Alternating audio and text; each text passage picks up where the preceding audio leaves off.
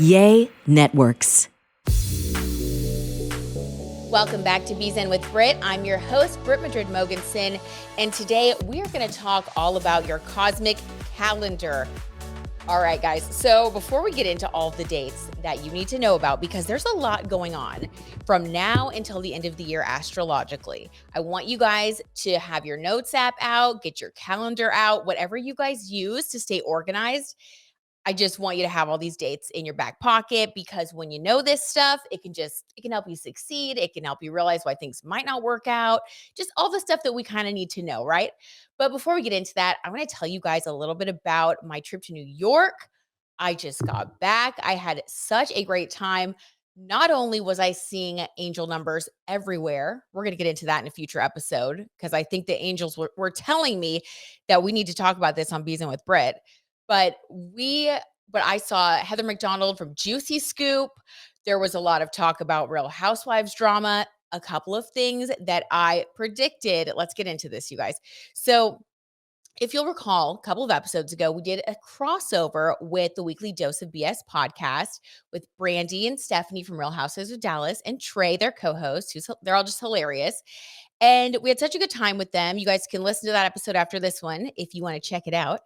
But they asked me to do a tarot reading on whether or not Real Housewives of Dallas was going to come back and what was going to happen with like Lisa Rinna's future with the franchise. There's been a lot of drama with that. All my Housewives fans know. But recently, like, this tabloid news came out that Stephanie Holman was going to be on the reboot of Dallas. And when I saw that, you guys, I was just like, oh my God, like, was my prediction wrong? Okay, well, maybe, I started to I was like, well, I got to follow this story. Of course, I wanted to see what was going on. So then when I went to Juicy Scoop with Heather McDonald over at the Palladium in New York, she had just been to BravoCon, and she, of course, spilled all the tea. And she said that, like, it was fake. Dallas was not happening. Lisa Rinna got booed. So basically, you guys, the moral of the story is the tarot tea time predictions stood. And I'm very happy about that. So we are going to get all into what you guys need to know to make the most of this new upcoming astrological season after this break.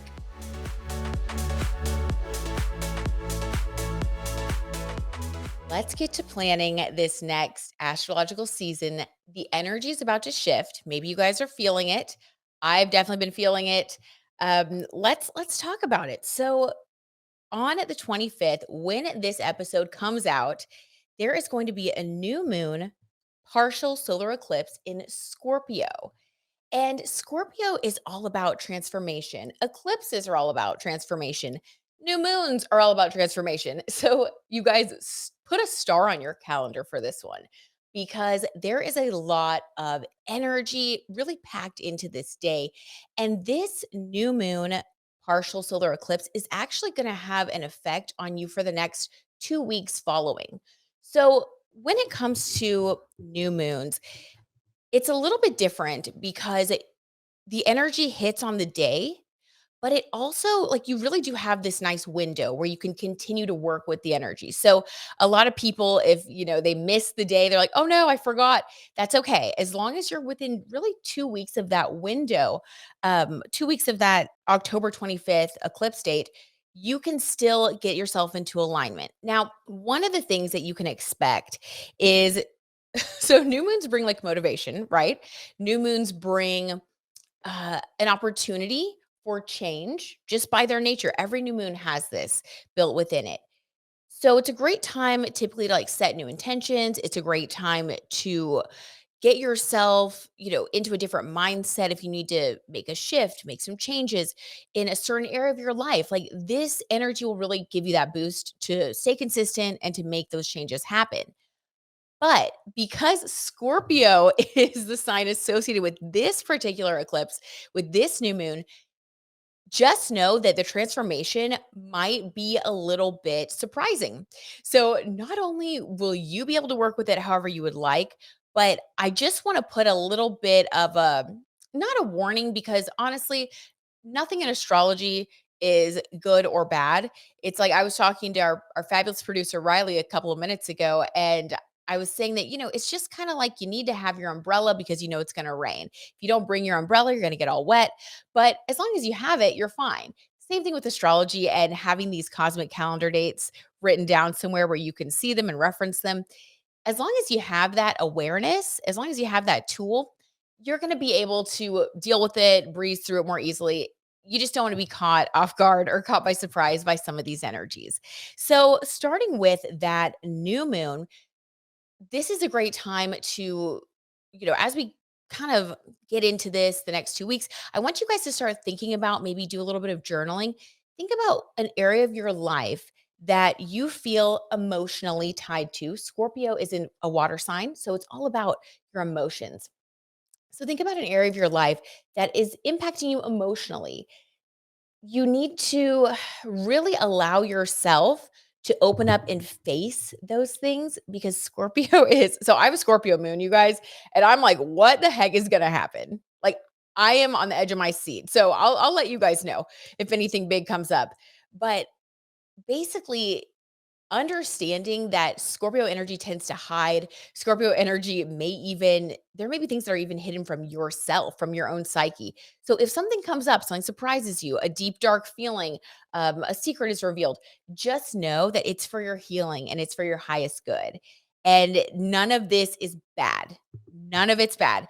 Scorpio energy is the energy of the phoenix rising. So if you have to burn something down metaphorically, then know that you're going to be able to rise up bigger, more beautiful, and in a way that is more authentically you. So I want you guys to face this with like warrior goddess energy. A lot of other astrology outlets out there are saying like, "Oh no, like this next eclipse series, it's eclipse season, look out." Like I've been hearing a lot of that. So I wanted to really focus on this over here because this is a place where I want us to feel uplifted. I want us to have the tools and just know that if you face it with your warrior goddess energy, you are bigger than any astrology transit. You're bigger than any eclipse. So don't let any of that stress, just be Zen, babe. Don't let any of that stress get in. But yeah, just be aware, put it on your calendar, and know that this is a really good time for you to focus on transformation. So use it. What is it that you want to change in your life? This is such a good time to embrace it. All right, after this break, we are going to talk about what's coming next that you need to know about.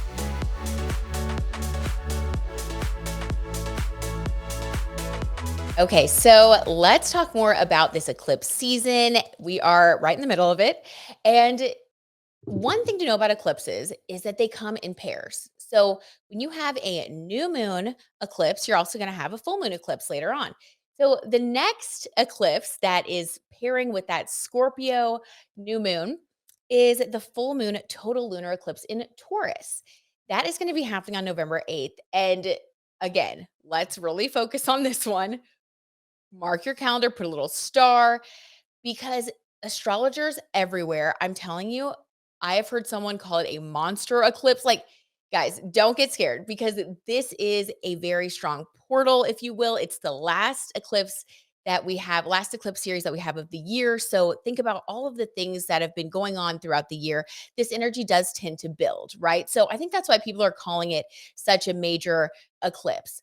But for this time period, just know that there is a lot of this is a total eclipse. There is a lot of change that could be unexpected coming up November 8th. It's also election day. So it could just be, this energy could just be saying that the elections are going to be a little crazy. That's nothing new. Just know that if you are having, like, let's say you want to plan something, you have some things coming up, I would avoid that day, that November 8th day, only because there is a certain amount of unpredictability that eclipses can bring. Now, this one is aspected by Uranus, which is the planet of surprise. Now, sometimes surprises are good, right? But with this type of energy, it does look like it might be a little bit more it might be a little deeper. Taurus is associated with like our worth, with our sense of self. So I would say if you are somebody that tends to be really affected by, the eclipses, by new moons, if you're kind of spiritually in tune, if you're listening to this, you probably are one of those people. I would say start now working on that Taurus energy in your life. Meditate on your self worth, do positive affirmations, because sometimes when there is an eclipse in Taurus that's aspected in this particular way, it can shake us a little bit when it comes to our self confidence. And again, this is all for you, right? This is not to hurt you. This is to help you grow. So if you know, hey, there are going to be some things coming up, possibly in my life around November 8th, that might be surprising, that may test my ability to believe in myself. That may test my mettle. Like, can I overcome these things? Can I deal with something surprising? Yes, of course you can. But it can help to start right now before the energy comes up, to start with those like positive affirmations, tell yourself how beautiful you are. Really work on that positive self talk, because when this time period comes, you'll be able to breeze through it. You won't have that self doubt. You won't have to, try to catch up. You'll already be prepared. So that's why it's important to put this stuff on your calendar. And those are kind of like the biggest things that I feel like we needed to know about, as far as like, you know, like in astrology, that have like a negative kind of connotation, like a little warning associated with them. So just beware, and yeah, do all your prep, and you guys have got this.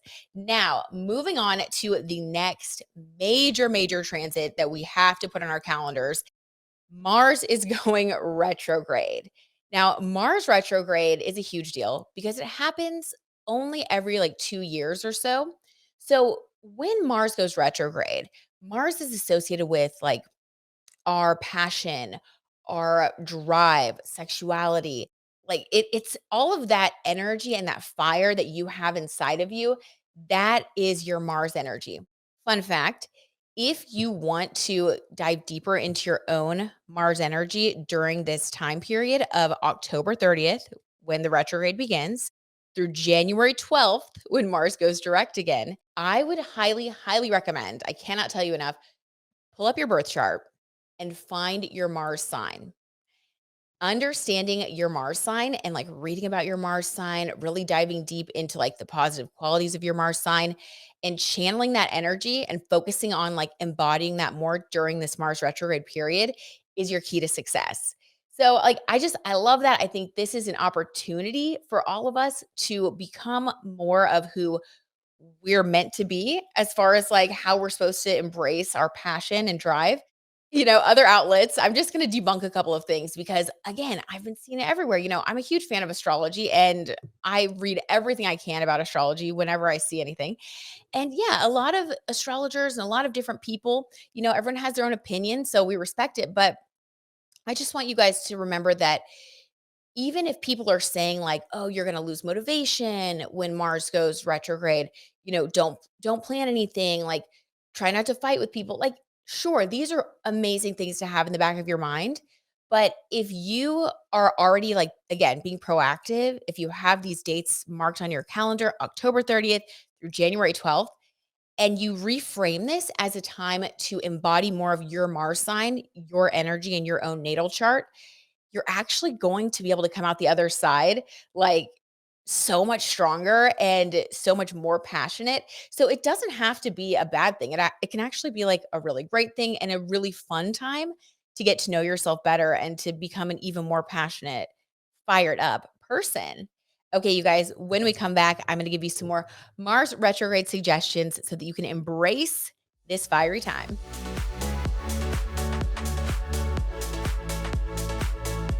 Okay, so during this Mars retrograde period, like I said, we have an opportunity to embrace our Mars sign energy. For example, my Mars is in Capricorn, which means I'm going to need to tune in to my Capricorn side. So I'm going to be reading books about. I have this book called The 21 Indispensable Qualities of a Leader by John C. Maxwell. So I'm going to read a little bit more of this as you like. If you guys are watching on YouTube, I'm holding up the books here. So I'm going to read this. I'm also going to read Think and Grow Rich.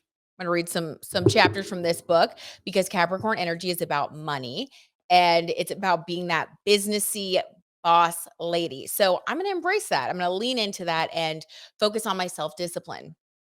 So, depending on where your Mars sign is, some of these books may speak to you. So, I'm just going to give you a few recommendations.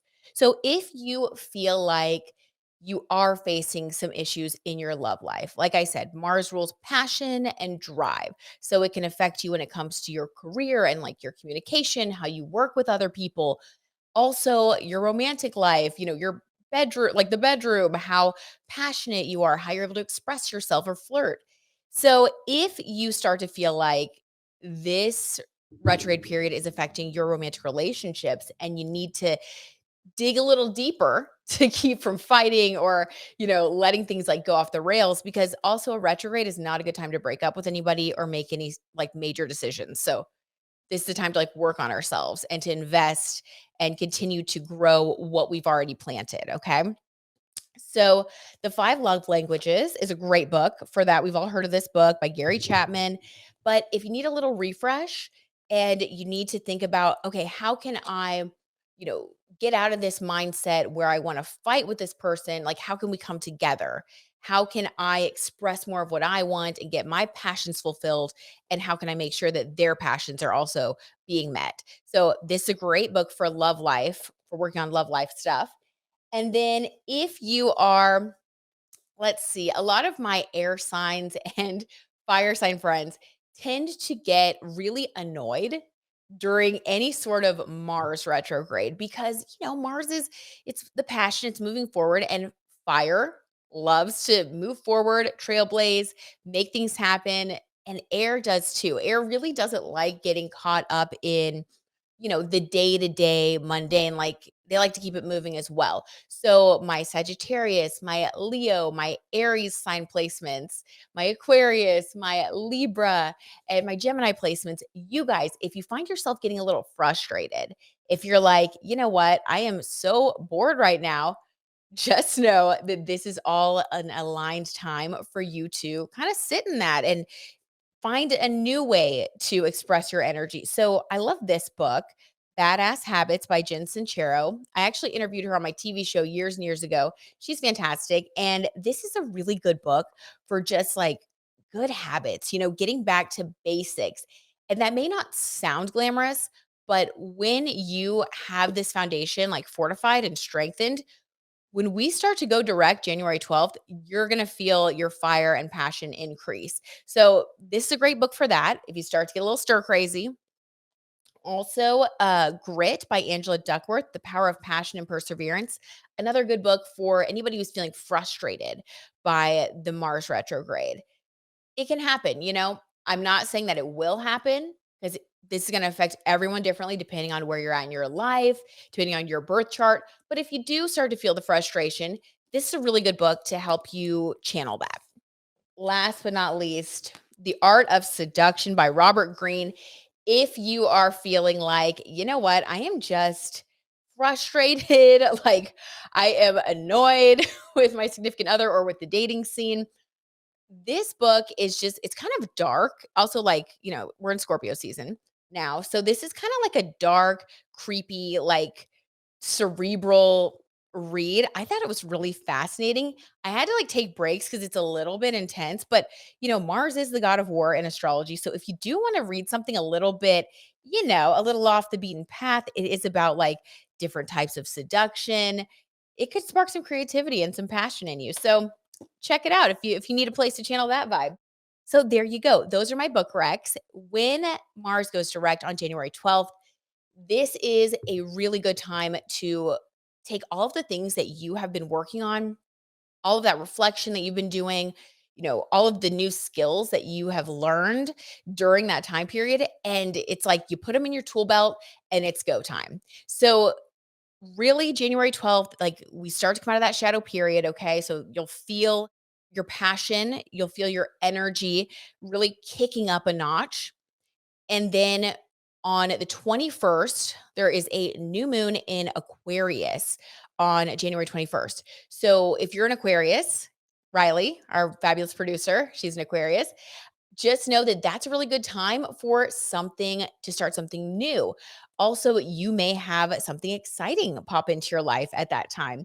And for everybody else, just know that that's a really good time to now go full force on those plans. Anything that you were reevaluating or any passionate plans that you've been thinking up, now you can really expect support from the universe and from the people around you, starting with that January 21st new moon. So There you go. Put it on your calendar, you guys, and let me know how you're doing. If you need any more advice with the Mars retrograde or any of these other transits, you guys know where to find me at Brit Madrid on Instagram or at BZen TV. Send me a DM and we'll talk about it. Okay, so to end this fabulous session, you guys, I've been having so much fun talking about this stuff with you. We're going to talk about a little bit of pop culture news. And I want us to do a tarot reading to spill a little astrology on the Hailey Bieber, Selena Gomez picture situation. So, as we all know, Selena Gomez and Hailey Bieber have had just so much going on over the years with Justin Bieber in the middle. And recently, Hailey Bieber went on Call Her Daddy. And, she talked about the Selena Gomez thing, how she's received so much hate over the years. And I don't think anybody expected to see this photo of the two of them together at the awards ceremony. I just don't think anybody expected this. Like I was shocked. So I'm really curious to get a some tarot tea truth really on how this all came about and like what's the energy.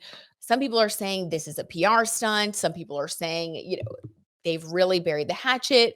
I even heard one YouTuber say that, sometimes people who date the same type of guy, they tend to be alike. So maybe they're actually going to be friends. Like, I don't know if I'd go that far, but when we get back, we're going to spill the tarot tea truth on this new possible budding friendship.